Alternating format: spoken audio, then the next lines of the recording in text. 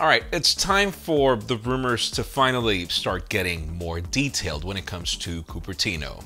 As yes, we have new leaked launch dates for the lineup of what to expect for Apple's March event, and it sounds pretty reasonable. Some new leaks show us what to expect for the OnePlus 9 Pro's display capabilities, which also are quite welcomed. And if you have an M1 MacBook, be careful for a particular Safari extension. I'm Jaime Rivera, and I wish I could say Happy Friday, but we're snowed in, and I'm really hoping the state of emergency in Texas and other states starts getting better soon, guys. Please stay safe. This is Pocketnow Daily.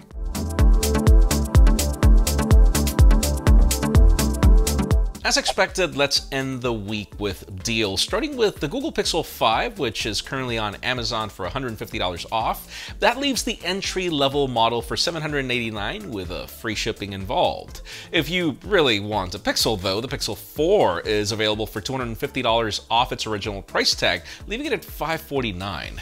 The Sony Xperia 1 Mark II, which we know some of you like, is $102 off, leaving it at $1089, which is still pretty expensive. And then the OnePlus 8T is $60 off, leaving it at $689 shipped, which is a pretty okay deal.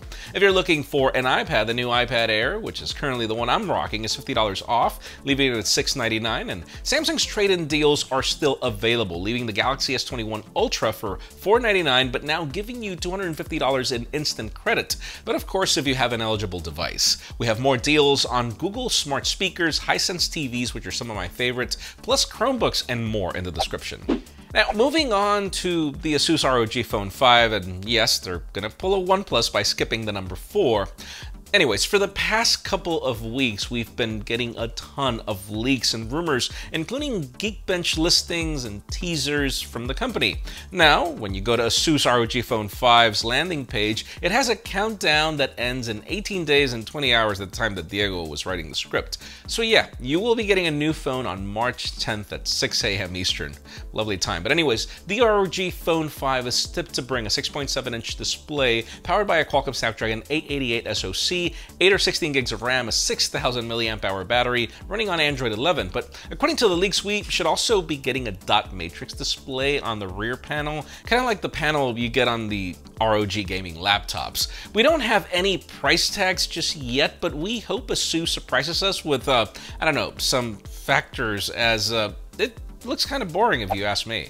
Now, let's talk about Apple Silicon Macs, but not for the reasons you would typically expect. We have a new report from a Mac security researcher cited by Wired that explains in detail how malware is being adapted and recompiled to run natively on M1 Macs, because I guess that is also something they can do. He discovered that the first one is a Safari extension called GoSearch 22, which was originally written to run on x86 Intel Macs. As they usually do, it presents itself as a regular Safari extension, but it collects your data and serves you a ton of banners and pop-ups and ads, including ones that link you to malicious websites with malware. Now, the writer mentions that since malware is still at an early stage, antivirus scanners are not detecting the malware as easily and as effectively as they do on Intel Macs, as most of the tools haven't been adapted or are simply not available just yet. Of course, all of this is bound to change as Apple expands their lineup, hopefully very soon, and developers start patching these up and bringing antivirus software. We'll make sure to link to the report in the description, as it's actually pretty interesting.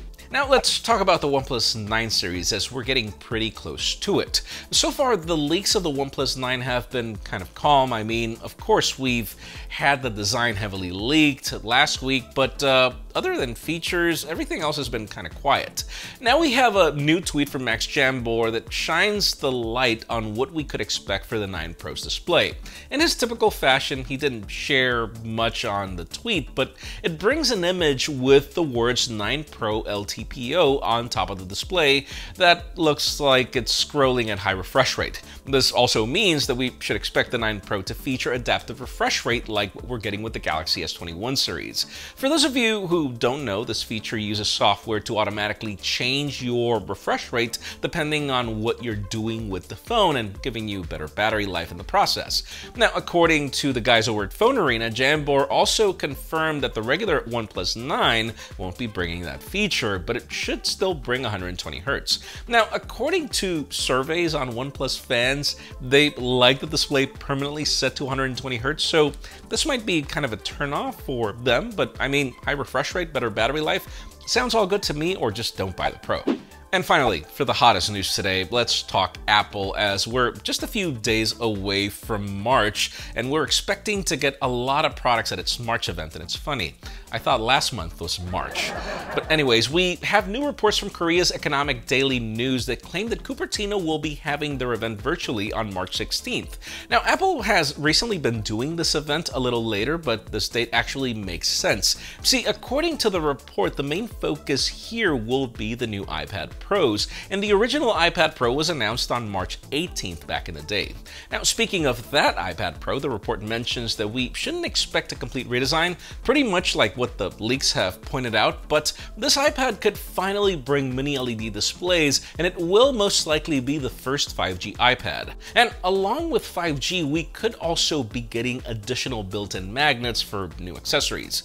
Apparently, we could also be getting a new iPad mini that I'm looking forward to, which could be getting a larger display by shrinking down the bezels, at least to the iPad Air's level, of course. Now, the report also mentions that we could get one more thing. It could be the AirTags, these trackers that have been leaked since 2019, and according to trusted sources, they're finally set to release. Other tipsters claim that we could also get new AirPods, but the rumors have been kind of shaky. But anyways, for today's question, what do you want on Apple's March event? Because I'm not gonna lie, iPad mini's fine. That's the one that I'm waiting for, but I actually am looking forward to new AirPods. I mean, AirPods Pro are what, almost 2 years old pretty much? But anyways, that's just me. Leave us a comment down below. We'd love to know your opinion. Friends, again, if you want to get the news earlier, follow us on Pocketnow.com and subscribe to our channel for more videos like this one. You can also follow us on social medias. Our extended coverage happens on Instagram. And follow me on my personal handles to see me want to shovel the car out. Please give this video a thumbs up if you like what you saw. I'm Jaime Rivera. Thanks so much for watching. We'll see you next week.